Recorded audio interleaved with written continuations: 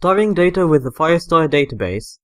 In this section, we're going to take a look at how to authenticate users with Firebase authentication, letting them make their accounts in our app. And then we'll learn how to use the Firestore cloud database to store our app's data. And then we'll learn how to keep our database secure with security rules. Now, we are going to be looking at and knowing our data model. But before we get into that, I want to show you how data is actually stored in Firestore. So data is stored in documents, which are stored in collections.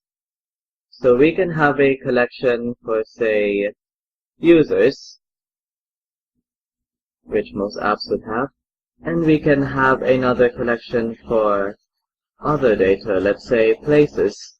Now under these collections, we have documents, and for each individual user or each individual place, they will have their own document that pertains to them, and the document contains their data. So for a user, we can say the document contains their name, and the document contains their age, while for a place, the document contains their location.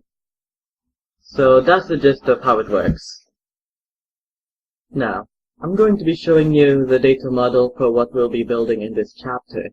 And it's dead simple. We're only going to have one collection, which will be the users. And in the document for the users, all we're going to have is a list, which you might guess it, is a to-do list that pertains to that user. So there you have it.